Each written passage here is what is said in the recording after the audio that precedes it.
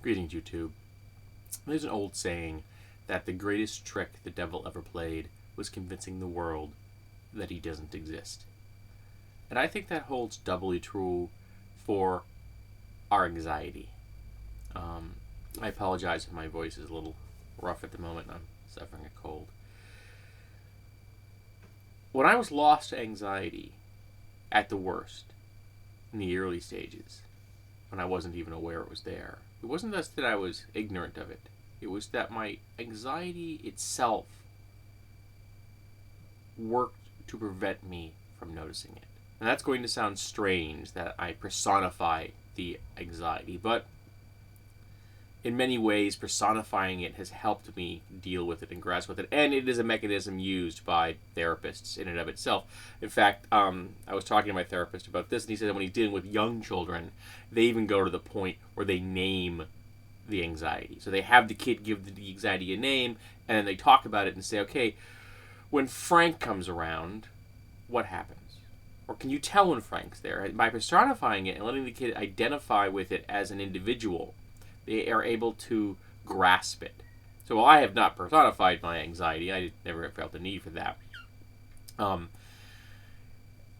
have dealt with it by kind of thinking of it as an entity in some regards. So at one time, my anxiety really hid itself from me, and it hid itself so thoroughly that I didn't think I had it, even though I was absolutely lost in the depths of anxiety. I work with someone who even had it worse than I did it, and I work with this individual, and he had convinced himself that his anxiety was not only not a problem, which is bad enough, but that his anxiety gave him an edge, kind of the way someone who's been doping to be sports performance has convinced themselves that, well, it's okay if I do this. It gives me that edge I need to win, even though it's ravaging their body and it's a violation of ethics and morals in sports. It doesn't matter. They've convinced themselves that they need this thing to win, and he had convinced himself that his anxiety was giving him an edge. Now, I don't believe I ever got that bad, but I most definitely ignored it completely because the anxiety was actively assisting me. There's no one easier to lie in the world to than yourself. And I was lying to myself about my anxiety. It wasn't until I began to really confront it that I could deal with it, of course. And that actually kind of drove me into depression even deeper, because suddenly I realized you're riddled with anxiety, which is not something your average person really wants to deal with, and I completely and utterly understand that, because I certainly didn't want to.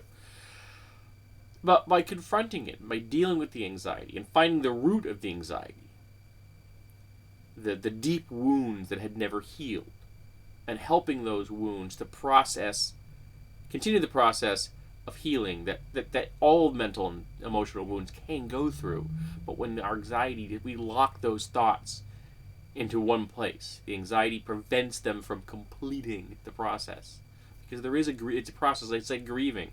If you go through the complete process of grieving, you will be healthier on the other side, even though the process is painful.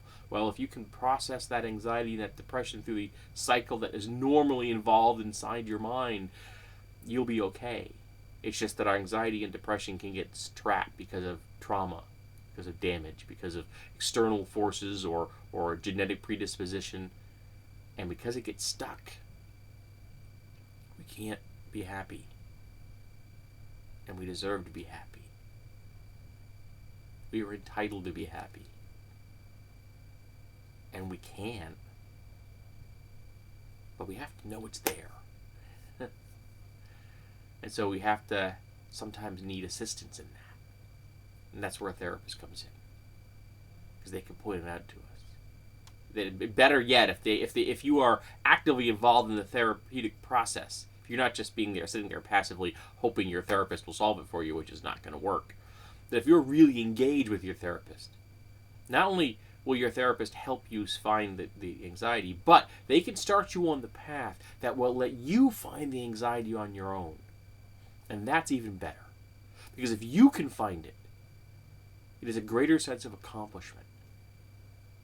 And there's a deeper turnover than if someone else hands it to you. It's really cool if somebody hands something to you. If you can make something on your own, even if it isn't of the same caliber, you've done it yourself. There's a sense of satisfaction of that being given something will never, ever achieve.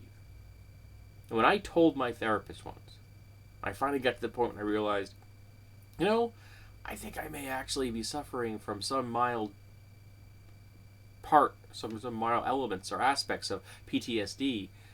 And he took the paper off my file and he showed it to me and said PTSD at the top of my file, and that was what he wrote down the first time he ever talked to me. But I arrived at it on my own, and I cannot tell you the sense of accomplishment because the anxiety wasn't hidden anymore.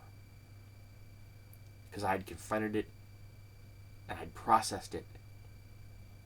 And even though I'm still involved in that was the greatest accomplishment I have achieved on my own when it came to personal development ever. Was finally finding that out by myself. Because I had cleared the path with the help of my therapist enough that I could get there on my own.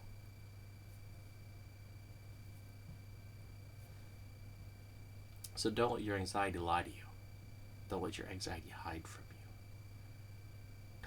Talk to an expert. Read. Contemplate. And you can do it. I promise you. You can do it. On the other side of that,